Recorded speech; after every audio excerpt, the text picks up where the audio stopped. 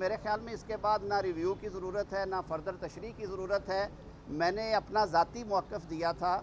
अब मैं समझता हूँ कि अटॉर्नी जनरल साहब की राय आने के बाद और इस ऑर्डर को पढ़ने के बाद हमारा मौक़िफ़ ये है कि ये पिटीशंस 4-3 से मुस्तरद हो गई हैं। 4 मुअज़्ज़ज़ जज साहबान वो लिखते हैं कि ये काबिल समात नहीं है।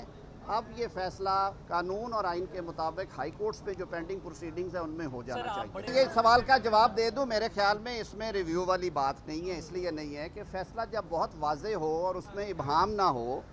ये कोई हार जीत वाला वैसे भी केस नहीं था कि किसी की अहलियत और नाअहलियत का केस है, किसी की क्वालिफ़िकेशन डिस्क्वालिफ़िकेशन डिस्कस हो रही है। ये एक आइनी नुक्ता आया और उस आइनी नुक्ते की मेंटेनेबिलिटी के ऊपर पहले बहस छिड़ी और उस बहस के नतीजे में 2 बातें सामने आई कि जिन 2 मुअज़्ज़ज़ जज साहबान ने अपना माइंड डिस्क्लोज़ कर दिया था इस मामले को रेफ़र करते हुए, उनके ऊपर एतराज़ उठाया गया कुछ जमातों के वकला की तरफ से और पाकिस्तान बार काउंसिल की तरफ से जो वकला तंजीम है। उन 2 जज साहबान ने अल्टीमेटली रज़ाकाराना तौर पे अपने आप को बेंच से अलग कर लिया, रिक्यूज़ कर लिया। मैं समझता हूँ कि उनका ये फ़ैसला साइब था, क्योंकि कहते हैं कि इंसाफ होता हुआ नज़र आना चाहिए और उसकी कोई बैकग्राउंड भी और हिस्ट्री भी थी उन 2 जज साहबान के हवाले से। अब 7 जज साहबान में से 2 जज साहबान 23 तारीख को अपना फ़ैसला दे के दस्तखत कर चुके। उन्होंने कहा कि हम इन पिटीशंस को मेंटी की बुनियाद पर ख़ारिज करते हैं, ये काबिल समात नहीं हैं। सुओ मोटो का इख्तियार भी इस केस में इसलिए इस्तेमाल नहीं होना चाहिए कि मामला हाई कोर्ट्स में पेंडिंग है और 184(3) की जो सुप्रीम कोर्ट की अदालत उज़्मा की पावर्स हैं उनके बारे में भी उन्होंने ये राय दे दी। आज जब फ़ैसला आया 5 रुकनी बेंच का, चीफ़ जस्टिस साहब ने इस अरसे में ये मुनासिब समझा कि वो 2 जज साहबान क्योंकि अपनी फ़ाइनल ओपिनियन दे चुके हैं, वो फर्दर इस मामले में नहीं बैठना उनका मुनासिब। सो लिहाजा उन्होंने जो दीगर 5 जज साहबान थे उनको बेंच का हिस्सा बनाया और उनके सामने केस आर्ग्यू हुआ। आज के फ़ैसले में 3 जज साहबान ने कहा कि ये प्रोसीडिंग्स मेंटेनेबल हैं और उसमें उन्होंने मज़ीद 1-2 चीज़ें लिखी जो अटॉर्नी जनरल साहब ने आर्ग्यू कल की थी कि एक तो जो आइन का आर्टिकल 254 है जो कि ये कहता है कि अगर आइन के तहत किसी चीज़ को एक मुकर्ररा वक्त में होना है और वो चीज़ उस मुकर्ररा वक्त में नहीं हो सकी, वो एक्शन नहीं हुआ, तो इस वजह से वो गैर आइनी नहीं होगा कि उस टाइम फ्रेम में, यानी कि इंतखाबात 90 दिन में नहीं हुए। आज उन्होंने ग्राउंड रियलिटीज़ देखते हुए उन 3 जज साहबान ने भी कहा कि गवर्नर और ECP या सदर और ECP मुशावरत से डेट दे और कोशिश करे कि वो 90 रोज़ तो अब गुजर जाएंगे, वो जो ओरिजिनल 90 रोज़ थे, यानी कि वो जो 15 अप्रैल के अंदर अंदर थे, लेकिन अर्लीस्ट पॉसिबल जहाँ पे इंतखाबात हो सकते हैं मुशावरत के बाद वो कोशिश करें। इसमें कोई दूसरी राय नहीं है, लोगों की भी ये राय है। हम भी समझते हैं कि अगर हालात साजगार हों, अगर इंतखाबात इंसानी जानों से ज़्यादा कीमती हैं या अगर मुल्की हालात इजाज़त दे रहे हैं तो 30, 40, 50 दिन में हो। अगर वो 80, 90 दिन में होने हैं तो ये डिस्क्रेशन भी आइन देता है इलेक्शन कमीशन और बाकी स्टेक होल्डर्स को। इस बहस को छोड़ देते हैं। आज की बहुत क्लियर जजमेंट है। 2 मुअज़्ज़ज़ जज साहबान ने कहा कि हम एग्री करते हैं जो फ़ैसला 23 फरवरी को 2 दीगर अराकीन जस्टिस याहिया अफरीदी साहब और जस्टिस अतर वनीला साहब ने तहरीर की है अपने नोट्स कि ये पिटीशंस मेंटेनेबल नहीं हैं, ये काबिल समात नहीं हैं। और साथ उन्होंने कहा कि हम ये भी समझते हैं कि वो जो 2 जज साहबान के फ़ैसला जात हैं वो आज के इस फाइनल ऑर्डर का हिस्सा हैं। तो मेरे ख्याल में इसके बाद ना रिव्यू की ज़रूरत है ना फर्दर तशरीह की ज़रूरत है। मैंने अपना ज़ाती मौक़िफ़ दिया था। अब मैं समझता हूँ कि अटॉर्नी जनरल साहब की राय आने के बाद और इस ऑर्डर को पढ़ने के बाद हमारा मौक़िफ़ ये है कि ये पिटीशंस 4-3 से मुस्तरद हो गई हैं। 4 मुअज़्ज़ज़ जज साहबान वो लिखते हैं कि ये काबिल समात नहीं है। अब ये फ़ैसला कानून और आइन के मुताबिक हाई कोर्ट्स पे जो पेंडिंग प्रोसीडिंग्स हैं उनमें हो जाना चाहिए। सर, आप बड़े सीजनड लॉयर हैं, आप ये बताएं कि चीफ जस्टिस ने आके ऑपरेटिव पार्ट पढ़ा और हमेशा operative part he order of the day consider किया जाता है। उसमें अगर वो अनाउंस कर रहे हैं 3-2 और ये जो आपने बताया ये फुट नोट में लिखा हुआ है, तो एम्बिग्यूटी इटसेल्फ यहाँ पे है कि कौन सा फैसला माना जाए। आप 4-3 कह रहे हैं, चीफ जस्टिस ने 3-2 से फैसला दिया है। देखिए, एक बात तो तयशुदा है कि ये 7 रुकनी बेंच जो है, 7 जज साहबान जो हैं वो बेंच का हिस्सा थे। 2 जज साहबान 9 में से रज़ाकाराना तौर पे रिक्यूज़ कर गए थे।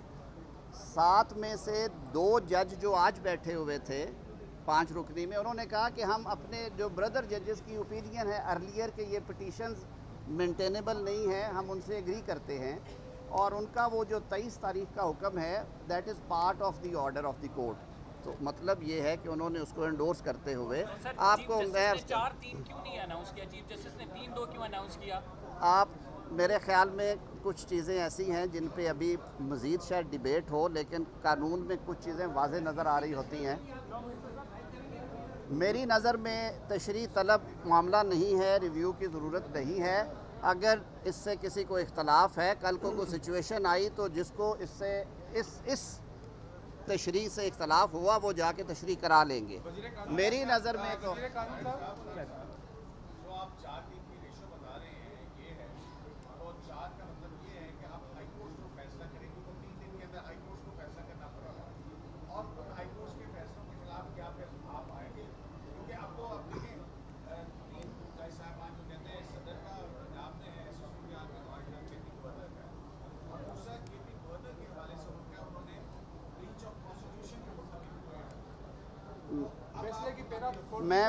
मैं बड़े अदब से अर्ज़ करूँगा कि सबसे ज़्यादा जो ब्रीच ऑफ कॉन्स्टिट्यूशन की है वो सदर मुमलिकत ने माजरत से की है, जिन्होंने एक फ़ैसला करके थोंप के और फिर उसे वापस लिया, और उनके वकील साहब ने आला ज़रफ़ी का मुज़ाहरा करते हुए अदालत में कहा कि मेरे मुवक्किल जिनकी मैं नुमाइंदगी कर रहा हूँ उन्होंने अपने इख्तियारात से तजावुज़ किया।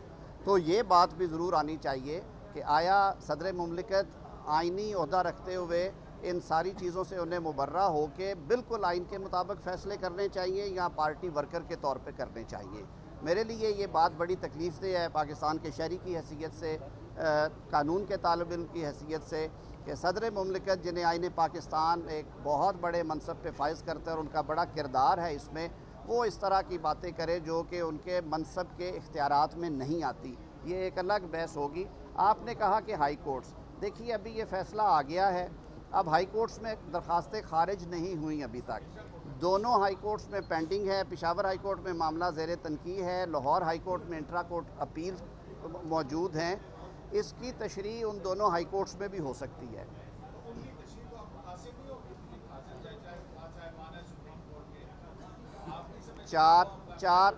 चार फाजल जज साहिबान ही ने कहा है कि आप इसका फैसला करें, हाई कोर्ट से इसका फैसला करें।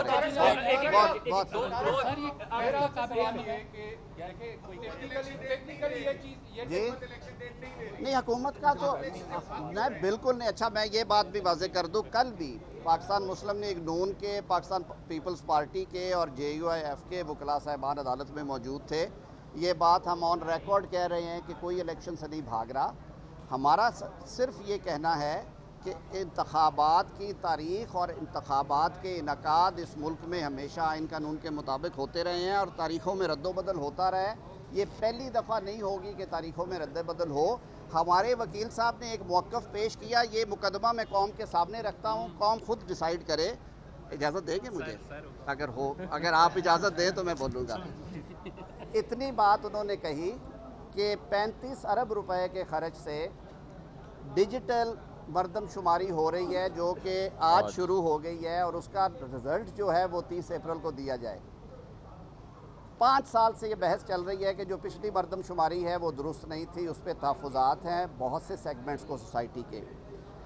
उसके बाद पता चलेगा कि मुल्क के किस हिस्से की आबादी का तनासुब कितना है, और हमारा आइन कहता है कि कौमी असम्बली में नशिस्तों की जो तकसीम है वो रकबे पे नहीं, वो आबादी पे होगी।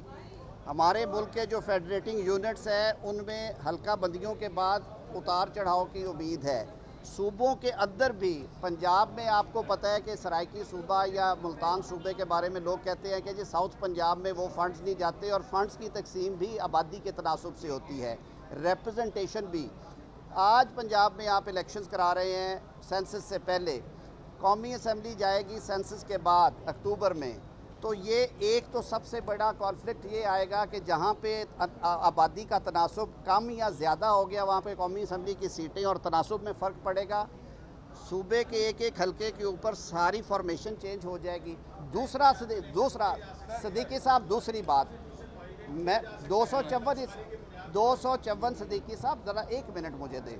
दूसरी बात यह है कि हमने तारीख से सबक सीखा। 1977 के इंतखाबात पाकिस्तान पीपल्स पार्टी जीत जाती अगर निगरान हुकूमतों के साथ, तो शायद वहाँ पे तहरीकें ना चलती और मार्शल लॉ मुसल्लत ना होता।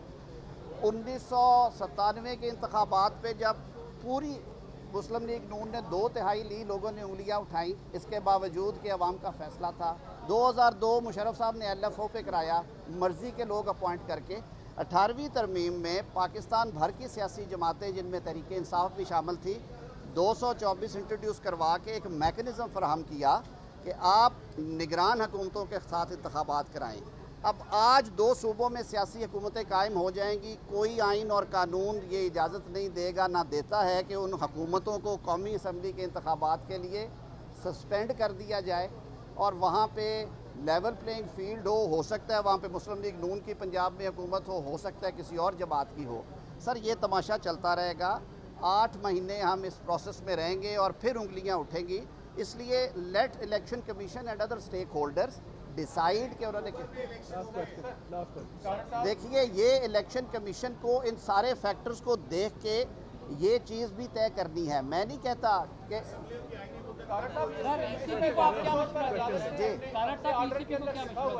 कि फौरी तौर पर इलेक्शन कमीशन सदर के साथ एडवाइस करे और तमाम अथॉरिटीज को यह हिदायत की है कि इलेक्शन कमीशन की मदद करें।